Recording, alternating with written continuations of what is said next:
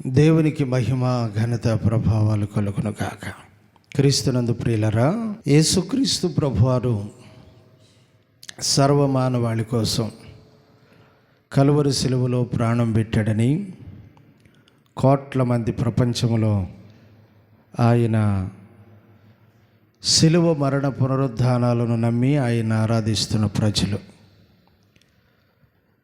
ఈ సమయంలో మనము యేసు ప్రభువారు సిలువలో భూమి ఆకాశాల మధ్యలో వేలాడుతున్నప్పుడు ఆయన పలికిన 7 మాటల్లో మొదటి మాట లూకాసు వార్త 23వ అధ్యాయము 34వ వచనం.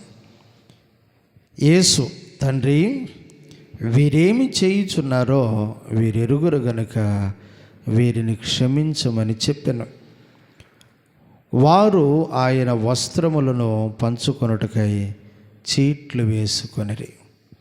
ప్రియులరా, యేసు ప్రభువారు సిలువలో వేలాడుతూ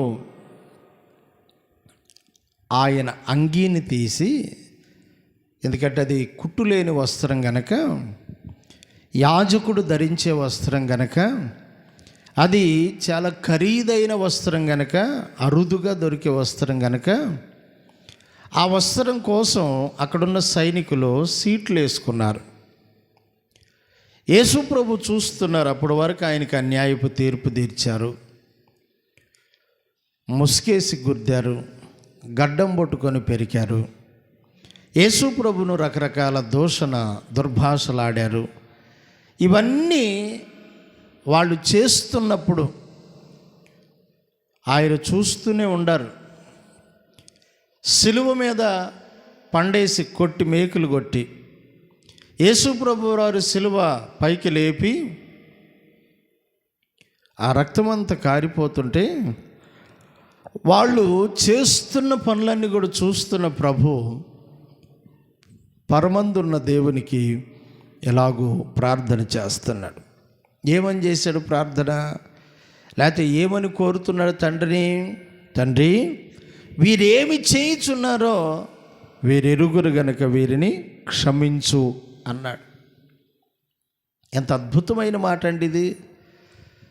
కొడుతున్న వాళ్ళు, తిడుతున్న వాళ్ళు, దూషించిన వారు, నజరేయుడైన యేసు సిలువ మీద నుండి దిగిరా, అప్పుడు మేము నమ్ముతాం అంటున్న వాళ్ళు, ఇతరులను రక్షించావు కదా, నిన్ను నువ్వు రక్షించుకోవచ్చు కదా, అప్పుడు నమ్ముతాం అంటున్నారు. రకరకాలుగా మాట్లాడుతున్న వారిని చూసి ప్రభు అంటున్నాడు, వీరు తెలియకే ఈ పని చేస్తున్నారు, వీరిని క్షమించయ్యా. దేవుని పిల్లలుగా మనం నేర్చుకోవలసిన ఒక పాఠం ఏంటంటే, యేసు ప్రభు వారు సిలువలో ఒక పత్రాన్ని రిలీజ్ చేస్తున్నాడు లోకానికి. యేసు ప్రభు వారు సిలువలో ఒక విధి విధానాలు యేసును నమ్మిన వారు అనుసరించటానికి తగిన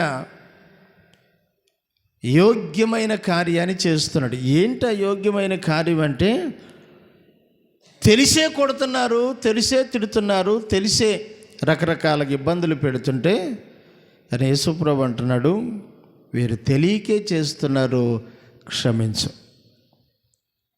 క్షమించు అని ప్రార్థన చేస్తున్న యేసు ప్రభు ఆయన భూలోకములో ఉన్నప్పుడు ఆయన చేసిన బోధ కూడా క్షమించమని.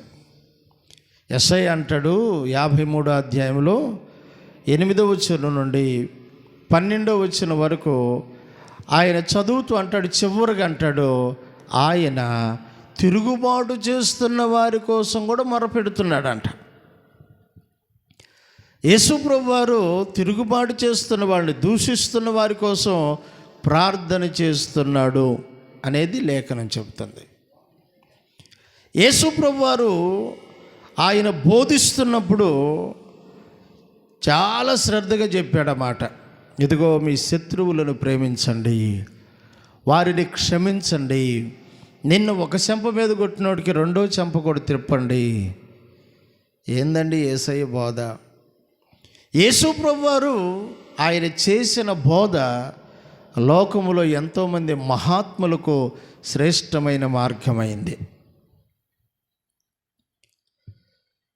ఆ మాట క్షమించుడి అనే మాట ఈ రోజున క్రైస్తవులుగా ఉన్నవారు పట్టుకొని ఒకవైపున మందిరాలు పడగొడుతున్న వాళ్ళని క్షమిస్తున్నారు కనుక ఆ వ్యక్తులు ఇంకా భూమి మీద బ్రతికొంటారు.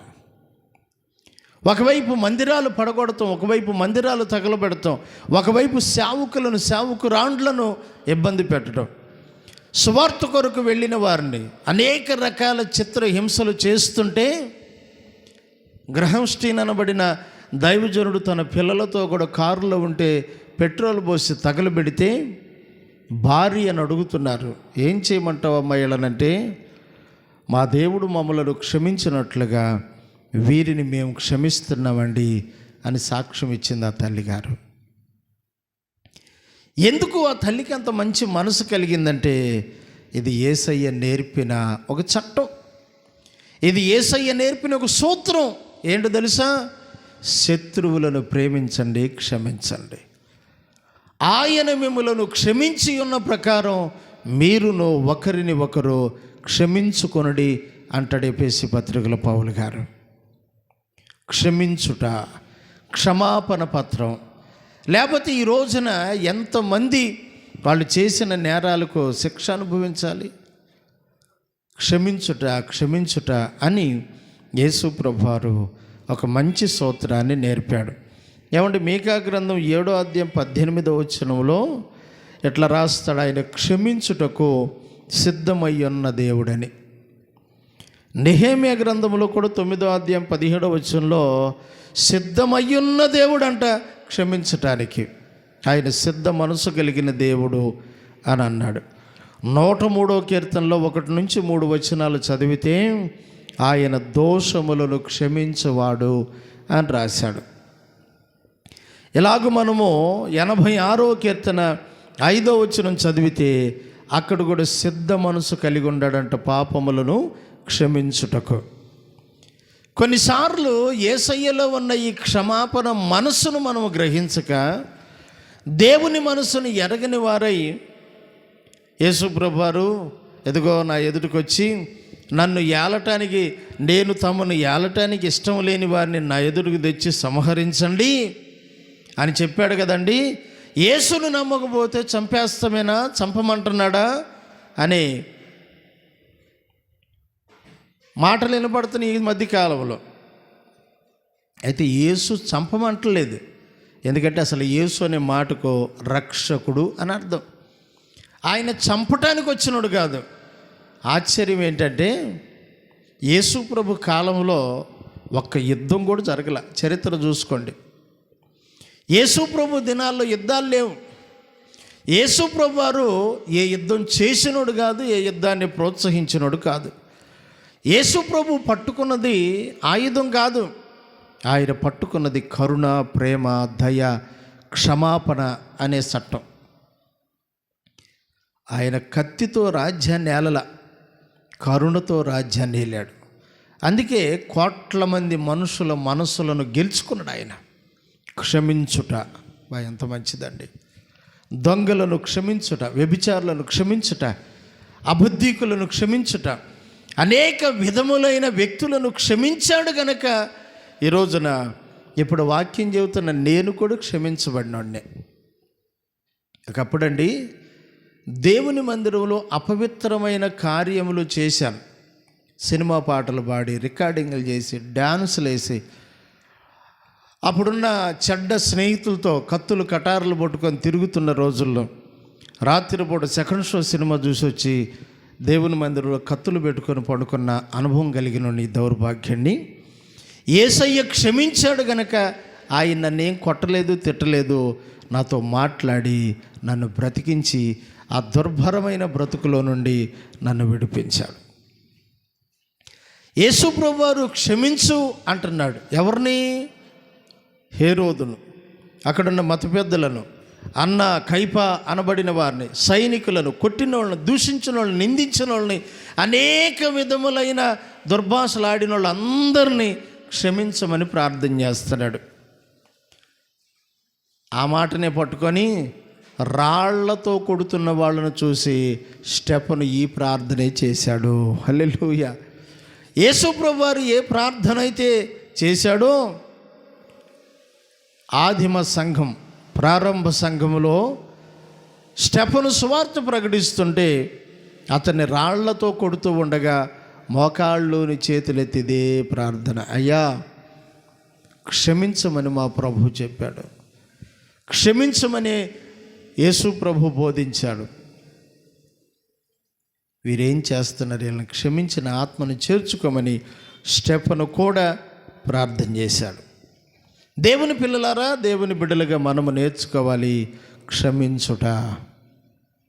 క్షమాపణ అనే హృదయం, క్షమాపణ అనే విధానం, క్షమాపణ అనే పద్ధతి, ఆ మార్గాన్ని మనం ఎంచుకుంటే యేసు ప్రభువారు సిలువలో పలికిన ఈ మాట ద్వారా ప్రపంచంలో ఓ కోట్ల హృదయాలను ఆయన దోచుకున్నాడు అనాలి, లోపరుచుకున్నాడు.